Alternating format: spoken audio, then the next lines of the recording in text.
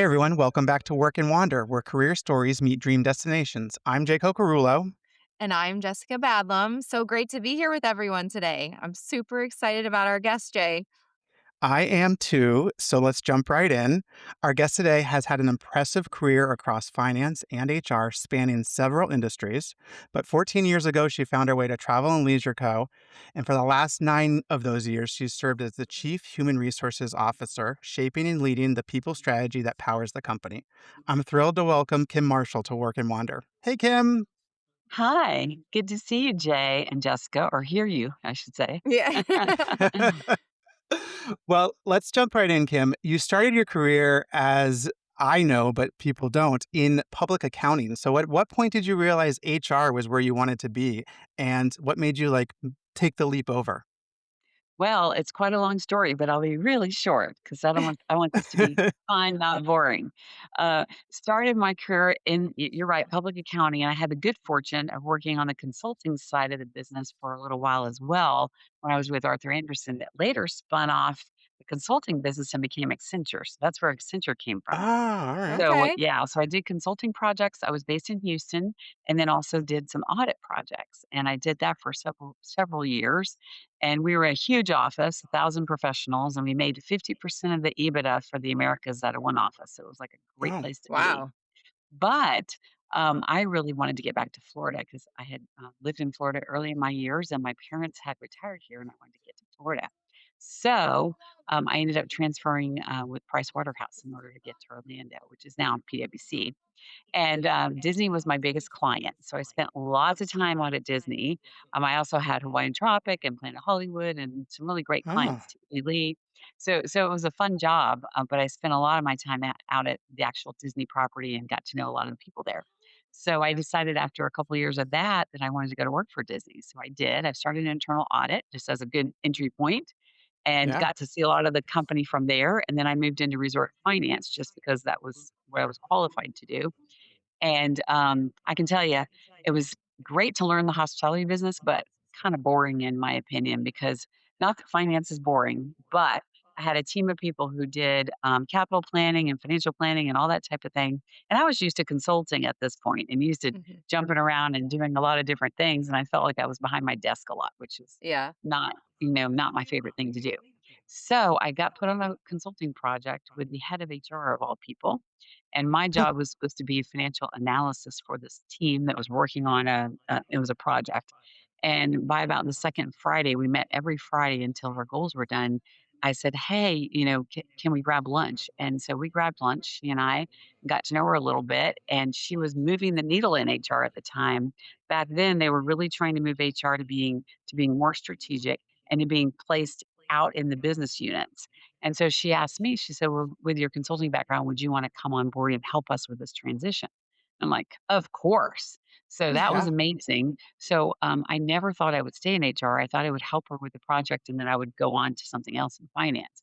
But I ended up staying in HR and I spent the rest of my time with Disney, which was 11 more years after that in HR. And I loved it. Moved around to different areas of HR and just absolutely loved it. And I said, okay, I found my true calling.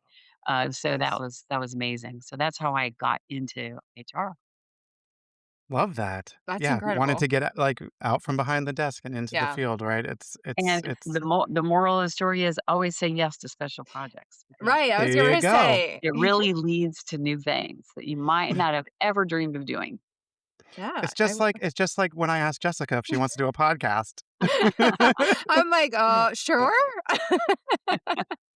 And it's been such Absolutely. a joy and such a journey. So I love that a special project got you into the field that you're so passionate about. And you've held some really impressive senior HR roles across some different industries before landing here at Travel and Leisure. So, what did moving through those experiences teach you that you carried into this role? I can tell you probably one of the and it doesn't sound exciting, but I can tell you one of the things that I think I gained most from the various roles I took was really learning the different businesses. If you get in, you learn the business, Okay. you learn what's important to us as a company. How do we grow? What does our culture look like? just get the lay of the land and really understand. And I felt like each place I went, I had the opportunity to really dig in deep and understand the business. And I think that is so important for any role, no matter whether you're in HR or finance or brand or wherever you are, communications, learn the business, resort operations, learn the business deeply, and see what, and make sure you know what's important to the company. So that's what I did in each of those places, and I think it really helped me in my career here for sure.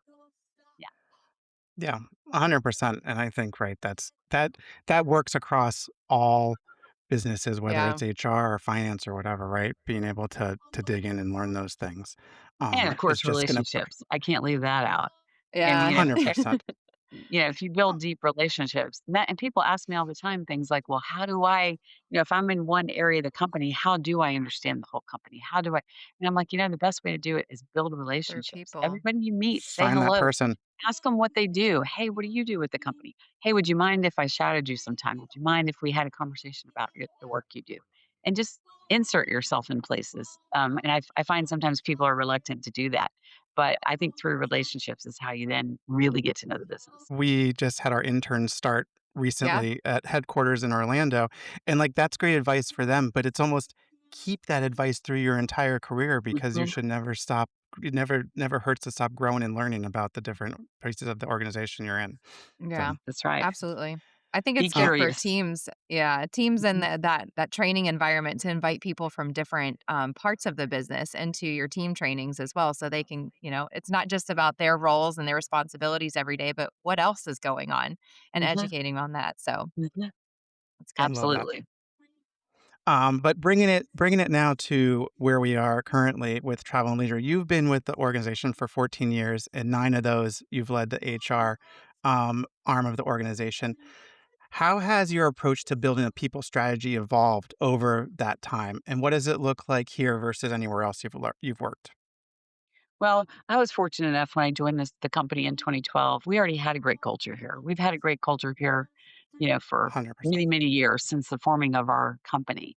And so I was fortunate to be able to walk into that. But I will tell you that, a lot of the things we've done to really shape our strategy here is my first the first role I took when I got here was SVP of HR for resort operations. And I jumped into that, and when Jeff Richards and I, originally when he interviewed me as part of the role and part of the selection process, we were like, "You know what? We really need to jump in and make sure that we are focusing on, growing our talent in resort operations and creating a talent pipeline." And really, that was my major focus walking in the door.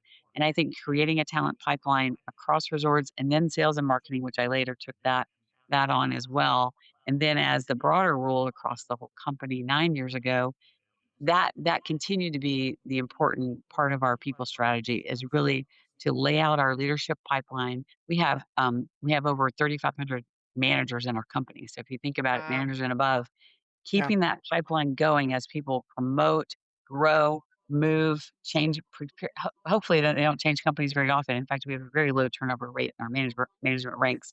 But when people do make a move because their spouse transfers or whatever the different reasons are, we constantly need to keep that leadership pipeline fed so we've got great talent growing through the organization. That is my number one most important part of my job is to make sure that that happens because we cannot continue to grow as a company if we don't have great talent leading our teams.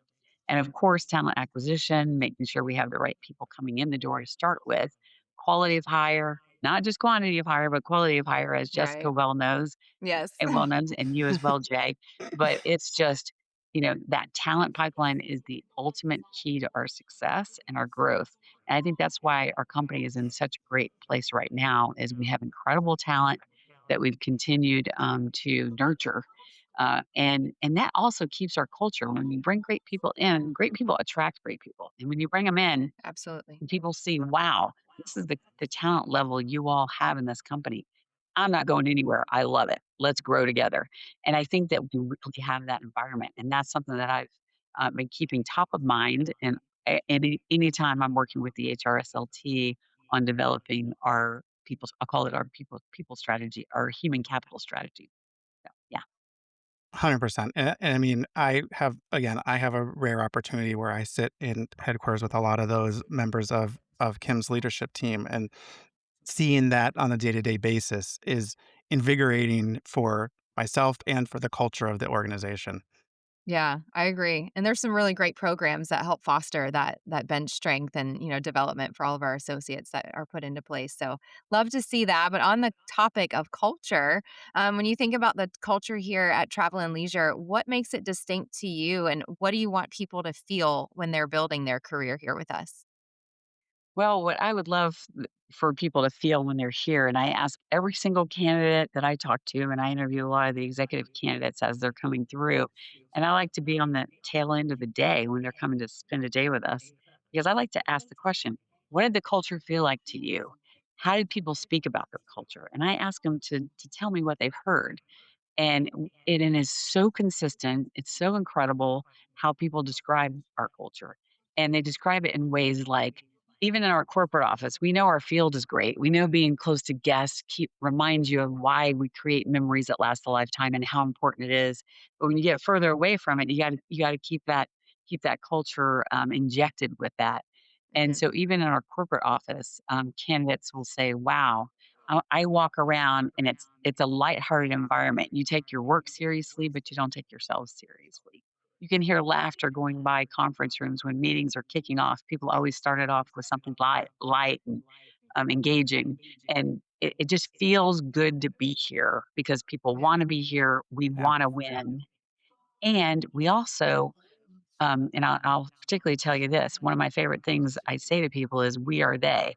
There is nobody above us making decisions. There's no big group over here making decisions in silos. We decide our fate. We decide how to grow, and we make the decisions. We are they. And what I love about the size of our company is we're a mid-sized company, but Mike Brown is so visible when he Mm. travels. Kevin McWoods is so visible. Jeff Richards is so visible. Jeff Miners is highly visible. Chad Wilder, they're very accessible. I try to be accessible. We all do because we want ideas flowing. We want to make sure that we're listening, and we want to make sure that everyone feels like they have an impact on our growth and on our culture. And that's why I love to say we are they because there is no they. It's us. We make this company great. So that I'd frame it up that way. I love that. I love that, and you need to have that on a sign in your office Yes, or you something like do. that. We are they. I need it. We might have to come Yeah. up with something, Jay, to send her. Yeah, we're gonna come up with something for Kim. I at least need a mug, I guess. We are they. There you go, there you go. Alright, I'm writing that down. Um, Speaking of writing stuff down, I think that this next question is really important, especially for our interns that we just talked about that has started. So when you think about career growth, especially for those early career people, like interns or people just starting out, what advice do you find yourself giving the most? I would say when you are in a company, make sure because what people do is I think people are great about developing those relationships and meeting people and doing the meet and greets and making sure they know who the people are right around them. But as I mentioned earlier, I encourage everyone to learn your own job and do it well. Be an expert. Make sure that people know that you are an expert and they'll come to you for what they need from your area, but Mhm. don't stay in a silo. Once you've got your area and you really understand it, start branching out a little bit and understand the other people's roles that are right around you. They're on your same team. Learn what they do, and then you can expand from there because you really open up the possibilities in your career growth when you understand more about what's Right. around you and what's possible. I also encourage people, even if you're not looking for a job, look on our career website. Look and see what types of jobs get posted. And if you don't know what they are, ask. Meet with your HR business partner. They're always willing to meet with you and say, "Hey, what is this? Tell me about this job I saw posted.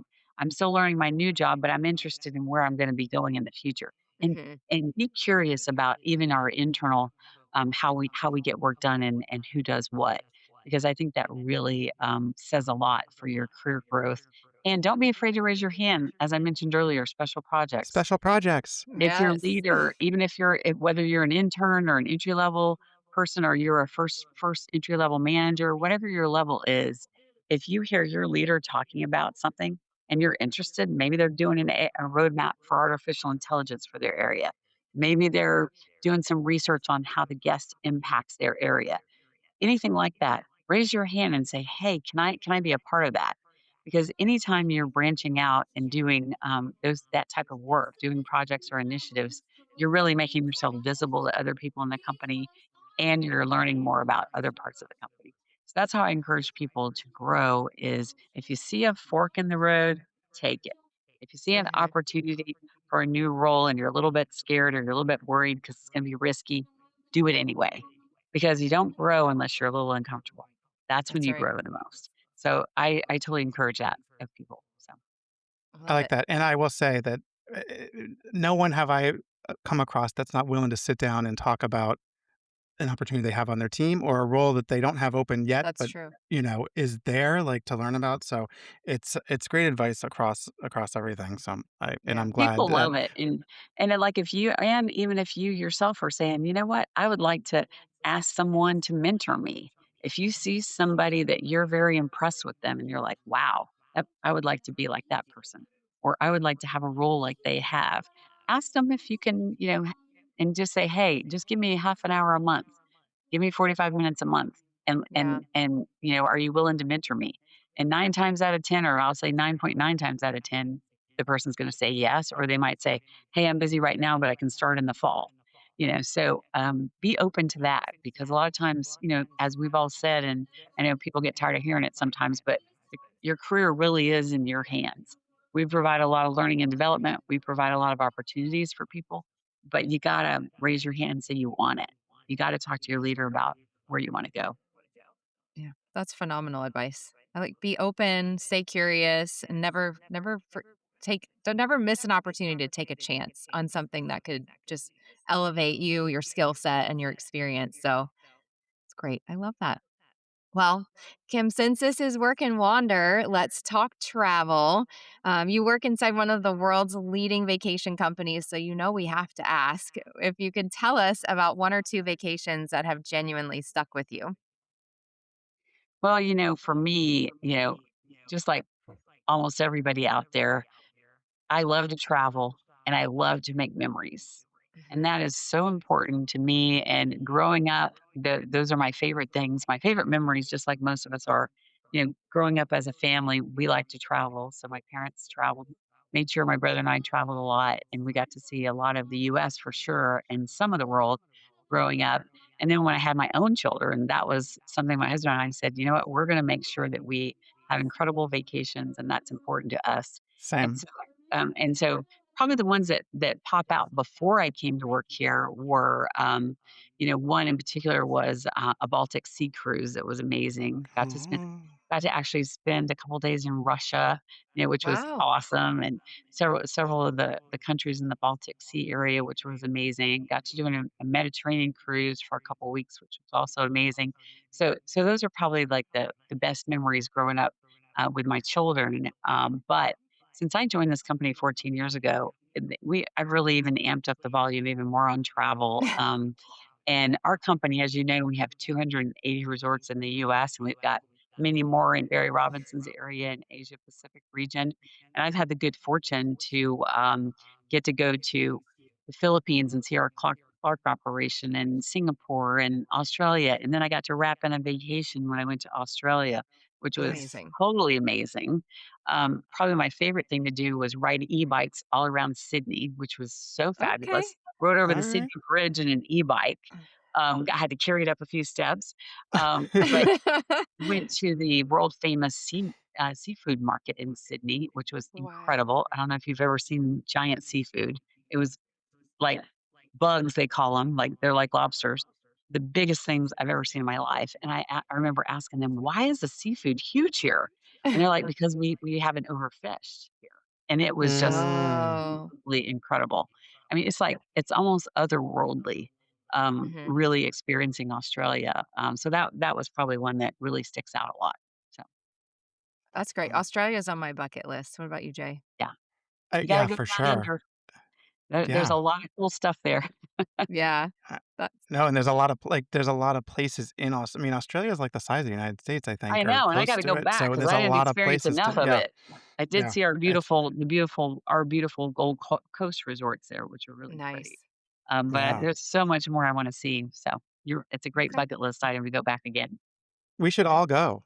We Just should all Yeah. I go. mean And next time I'm gonna wrap in New Zealand with it because I didn't take the time to go While you're once oh, to New there, Zealand, yeah. and if you're gonna go that far, you gotta go on and to New Zealand, and, Barry Robinson's a Kiwi. He would love to tell anybody what to see in New Zealand. All right. alright. Maybe we need to get him on the podcast, Jay. There you go. We should Yes, we we could definitely you should. should definitely get him on a podcast. Alright, we're gonna Awesome. tell him Kim told him that he needs to Yeah. be on it. He would be happy to do it. I love that. All right. And so those are some memorable trips for you. And when you do get away, Kim, what does a great trip actually look like for you? And like, are you the person with a packed itinerary? Or are you more of like find a spot and just stay there kind of traveler? What does that look like? I'm a hybrid. All I right. like Alright. I like to if I know I'm going on a trip, I like to at least and I'm one who I'll drop and go on a trip tomorrow. Like I don't need a lot of planning time. I love But it. for a place like Australia or a place really far away, I like to plan at least a few things that are pre-scheduled so I don't have to worry about not getting to see something fabulous that I wanna see, so I'll do a few pre-scheduled things, and then I like to leave a few days of just wander, because I Uh-huh. love to sit in a local cafe and watch people and go, "Wow, that's cool," or strike up this conversation in a cafe and then say, what do locals like to do around here?" And then Hmm. maybe the next day I'll Yeah, go hit some of those we'll go do some of those local things that are recommended. I kinda like to leave a little room to wander, so I'll I call it like the that. hybrid model of vacationing. I like that. I like that, not just because it ties into our name. Not because it ties into what we do, right. That's so fun. That's so fun. I like that hybrid. That's a Yeah. really good That's a good approach answer. to travel and get and to experience the world, right? As a tourist and then sort of as like a semi-local, right? Like what Hmm. would 'Cause you I've do if you traveled lived with here? friends before who pack their itinerary and there's no room to wander. That's Mm-mm. exhausting. Yes. It I You gotta have need a a it little trip is. bit of a after that mix. trip. Yeah. 100%. Yeah. 100%. All right, Kim, we know that New Zealand's on the bucket list. Right. What Yes. what else is on the bucket list still? For sure, Africa, way Okay. on the Okay. bucket list.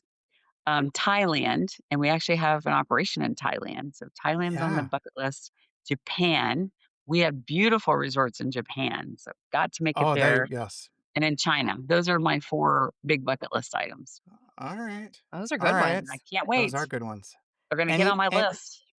anywhere like, is there anything specific in, like, Africa that you're like a safari or just Oh, Africa definitely in a general? safari. Yeah. Most definitely a safari. Jeff Richards actually has shared some of his pictures of some incredible safaris that he's been able to go on in Kenya. Awesome. I believe it Oh, was wow. Kenya.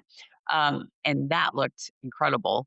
I've also seen pictures from another friend of ours who actually used to work at our company years ago. And she did the tour where she went and saw gorillas, which I think that would be like Oh, Like amazing. Faison. So We yeah, had a yeah, we so guest on that did gorilla trekking before, and I was like, gorilla "What?" trekking. So yeah, both of those sound awesome, but I know there's a lot more to Africa than just safaris, of course. but those are definitely a top priority for me. I love That's animals, great. so gotta see the Me animals. too. Me too. Me too. I also wanna go to somewhere where I can see monkeys, like, in the Yeah. wild. Monkeys. Yes. Yeah. I got to do that recently. Got to see some monkeys Oh, in the wild. where was Yes. Where? that? We actually had Cornerstone this year, a resort operations celebration that they do for their operations. We did it in Costa Rica. So this was Oh, just about Oh. 6 weeks ago. And so got to actually what was crazy is we had howler monkeys right outside of our in our resort, right outside of our room, a whole tree full of them. yeah? And then we did a tour on a boat on this incredible river and got to see white faced monkeys Oh, and a couple wow. other varieties. And wow, they were so interesting. And of course there were crocodiles everywhere. So the monkeys come Yeah. down to get water. And I figured out is they were hanging upside down on this branch and they were dipping their tails in the water and then running up the branch real quick and then sucking their tails. And I was like, why are they doing that? And our guide said, well, they have to be really quick in the water and they're thirsty. They don't want to get eaten by a crocodile. So they do that, Oh my Oh, go back to goodness. the tree, and then they drink their water. I'm like, oh, that's From their clever. that's tail. So, Wow. but the howler monkeys outside of the room were unbelievable. That was the most interesting thing I've seen in a long time. So we got I've to seen up close and I've personal. I've seen videos on social media. Yeah, I'm pretty sure it's Costa Rica or somewhere in yeah, Central America yeah. where you're, like, on your porch at your And resort, they're right and there. they're just right there hanging out with you. They're having a good time, and That's they're not cool. afraid of people. So I'm like, this is great. I love that. That's funny. Mm. That's funny. All right, Kim, before we wrap, we have a fun little game that we call the suitcase sprint. So Jessica's gonna just give you a handful of, like, quick answer, first thing that comes to mind questions, if Okay, you're up for it. I'm ready. Let's do it. All right. Awesome. All right. This is my favorite part because it's lots of fun. So, suitcase sprint, here we go. Window seat or aisle seat? Aisle for sure. I got to get up when I need to get up. I got to move around. Jay wins. All right. Carry on only or checked bag? Carry on every time. I don't want to. Had my bag lost in France once did without my suitcase for an entire week, so it was bad. I am Oh, impressed. Kim is my I kind could of go to Europe traveler. I with a know. carry on. That is I've done it. impressive. Kim and I could travel together. It's determined I'm a already. good traveler. Yeah. That's truly impressive. One day I might get there. I don't know. All right. Unpack immediately when you arrive, or do you live out of your suitcase? Unpack immediately because take advantage of the humidity because most places are humid when I'm traveling, Yeah. it seems. Hang up your stuff so the wrinkles fall out and never have to iron. What great advice. I know. Jeez. Got to hang it up right away. Boom. I love that. Okay. All right. In-flight vibe. Are you reading, watching something, or just relaxing?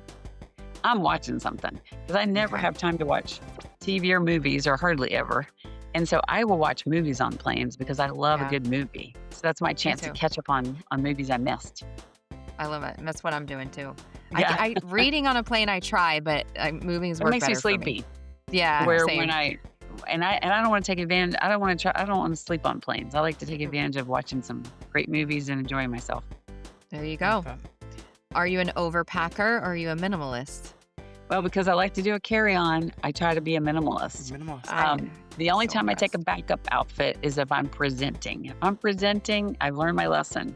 Throw a backup outfit in because you never know when you're going to have a wardrobe malfunction or something's not. You're going to get out of the suitcase and go, ooh, yikes. Mhm. So yeah, backup There you go. item when you're presenting. Another Other good than piece that, of advice. pack light. We need a new segment called Kim's Travel Tips. I got lots of them. I know. I bet you do. That's amazing. All right. Beach, city, or mountains? Oh, I love both. So this is tough. Or I love all three. But I go to the beach a lot, New Smyrna Beach, right down the street, about an hour that way. And so I spend a lot of time at the beach already. So when I vacation, I really like to pick mountains. I think that's Yeah. phenomenal. And cities and mountains equally. Okay. All right. That's Yeah. good. That works. Boutique hotel, big resort, or a unique stay? Boutique hotel for sure. Those are I cute. love the vibe at boutique hotels. It's always fun and too. eclectic, and usually the service is great too. Not as good as ours sometimes because we have great service no matter what size Mhm. our resorts are. But I do like the boutique resorts. Okay. And when you're looking at places to stay, are you reading the reviews before your trip or do you figure out when you get there? I read the reviews, and I'm skeptical on some of the reviews, but I read the reviews and at least get a vibe before I book something for sure. Yes. Me too. I'm definitely Especially a big around review cleanliness. person. I gotta check that out with the reviews. Mm-hmm. Absolutely. Okay. One place you would go back to again and again. Oh wow. It's definitely the mountains. I would definitely go back to Colorado. I love Colorado. I love Aspen. I love Vail. I love anything Colorado. So I've gone back a lot. And I love California, Northern California. That's one of my Mhm. favorite places. Yeah. So those are places I like to go back to over and over. Okay. Love that. Those are good ones. Yeah. All right. Last one. One word that describes your ideal getaway. Engaging. Oh, Okay, good. that's a good one. Engaging. I like that. Engaging travel tips with Kim Marshall. That's the new segment. Boom, Wrap it up. boom. I like it. And we're done. All right, Kim, this has been a fantastic conversation, but we have one final question for you. So, you know better than anyone that our mission at Travel and Leisure is to put the world on vacation. And so, for you leading our 19,000 plus associate who make that mission work every day, what does that mean for you? Well, I know I've said a little bit of it, but I will say that I really feel like what we do creates memories that last a lifetime for our members and our guests. And I know our associates hear that a lot, but I know they truly believe it in their hearts too. Mhm. And we are fortunate. We put the world on vacation. Our job is excitement. Our job is fun. We are putting the fun in people's lives, and sometimes people's lives are very stressful. And it's amazing that we get to help them get on vacation and create those incredible lasting memories with their families. And when you think about those memories too, some of it's engaging travel, and some of it's just sitting around our kitchen table, because we have kitchen tables in our resorts, Mhm. sitting around our kitchen table and getting to play games with your kids, or getting to Yes. play games with your parents or your aunts and uncles, or your friends that you're traveling with, and getting to just laugh and have a good time and relax in a vacation environment. And to me, that is what it means for us, is creating those lasting memories. And when we all get to the end of our lives and we look back and we say, what was the most important things to us? It will be those memories. Mhm. It already is in all our lives, but it will definitely be, we're doing things with the end in mind, making a life that's amazing for many, many people. So I love that about what we do.